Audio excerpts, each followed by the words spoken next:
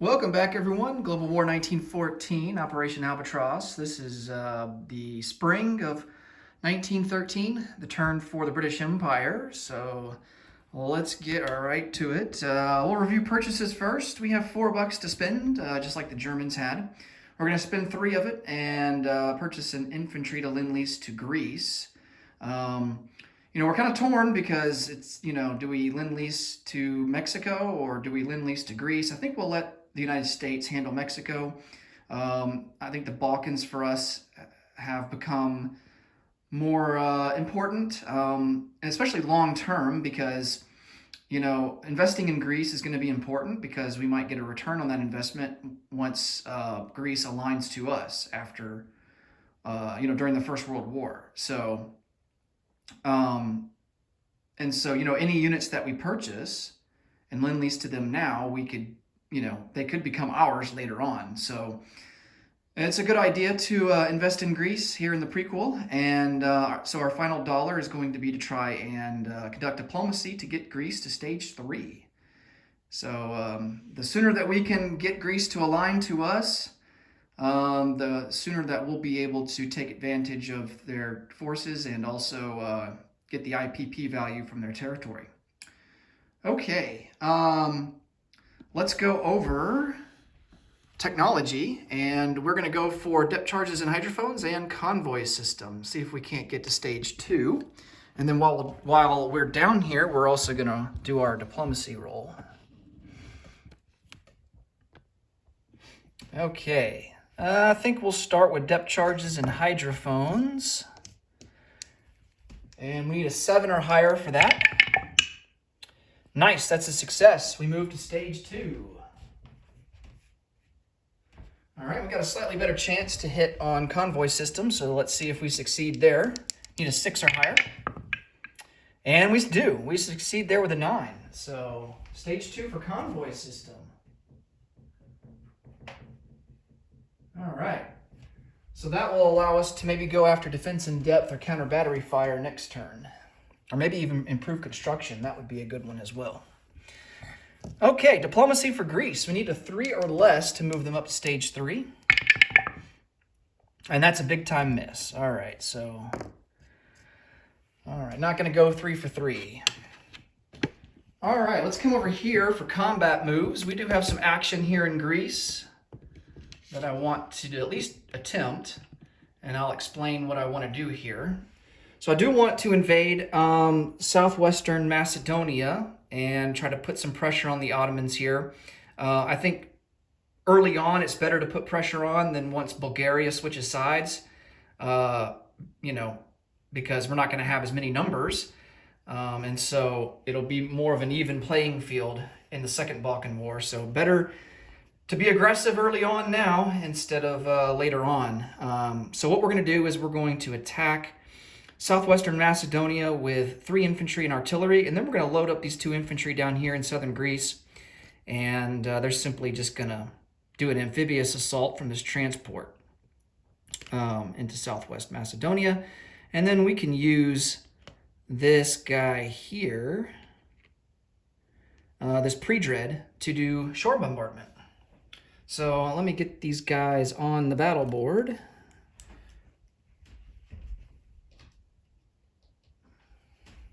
So the militia will defend at a 2, and then the 2 infantry and the artillery will defend at a 4, and of course their artillery will get a first strike. Our artillery will get a first strike as well, but it's going to be only at a 3 because we will be attacking into the mountains.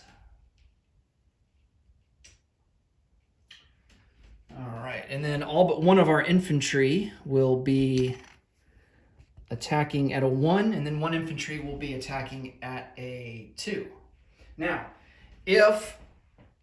and there's a decent chance that this is probably going to happen, if the Ottomans score a hit on the first round of combat, we have to take the amphibious assaulting troops first as casualties, which means we will suffer double casualties. So that kind of sucks, but maybe we can get lucky and avoid that. Okay, and then we've got our pre-dread that is going to do shore bombardment at a 3 or less. Okay, so we'll do the first strikes first. Well, we'll do the shore bombardment first. And that will be at a 3 or less. Oh, that's a big miss. Oh, man. That's not good. Okay, and then both sides get their artillery first strikes. So ours will be, the blue die will be at a 3, and then the red will be at a 4 or less. And both miss. Okay. All right, so Greece dodged a bullet there. We have 4 infantry at a 1. Oh, there's a hit. All right. Very good. So I'll log that over here to the side. And then we have 1 infantry at a 2. And that's a big time miss. Okay. And then for the defense, so the artillery is already gone, so we just have to roll for the militia and 2 infantry. We have a militia at a 2. That's a miss. And then we have 2 infantry at a 4. And they do get a hit. So we have to suffer double casualties. And because of that, we lose 2 infantry, both of the amphib assaulting infantry. And I think we're going to retreat. I don't think we're going to continue this on any further. Do not want to lose any more units. But the Ottomans do have to suffer a casualty, and they will take the militia off the board. All right, so come back to the board here and get these guys back here into Greece and Macedonia.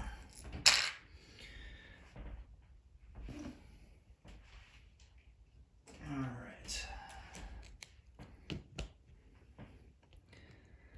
So it wasn't really an ideal outcome. I was kind of hoping for a little bit better, but odds just weren't really in our favor that much to be able to do more damage than we did. We were kind of, I don't know, I think we were kind of lucky to at least inflict 1 casualty. But I will take what I can get. And you'll find out pretty early on in this game, especially once World War I breaks out, you'll find out that, attacking early in the war is going to be the easier, because as the war goes on and nations just spend money to build up their forces, it's going to be more and more difficult to go on the offensive and, eliminate those forces. So, the sooner that you can attack in the war, the better off you're going to be. I mean, it may be risky and you might you might suffer a lot of casualties, but, you're going to have to take the risk at least, so that you can't just sit back and allow nations to just build up and build up and build up. So, yeah, you guys will definitely see that evidence as World War I plays out. So, all right, so that's all for the combat moves. We only have 1 non-combat move, and that's we're going to take this torpedo boat destroyer out of port, and he's going to join the fleet here in M7. And hey, if the Ottomans want to attack us, that's perfectly okay with me.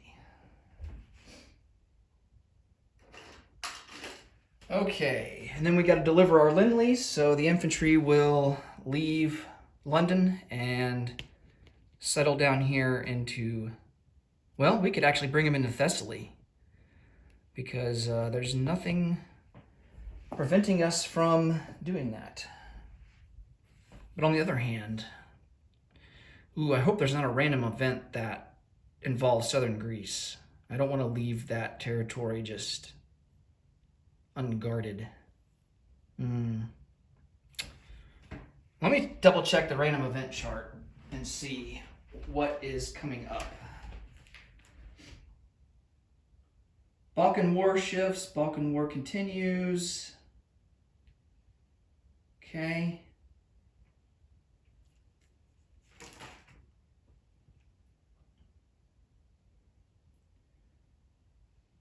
All right. Yeah, I'm not seeing anything in the summer that involves southern Greece. So I think, well,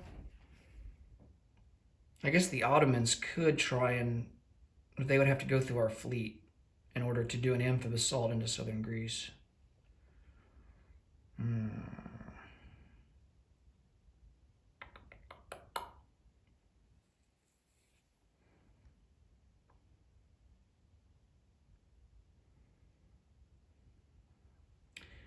And they do outnumber us with ships. I mean, just by a coastal sub, so it's not a huge advantage for them.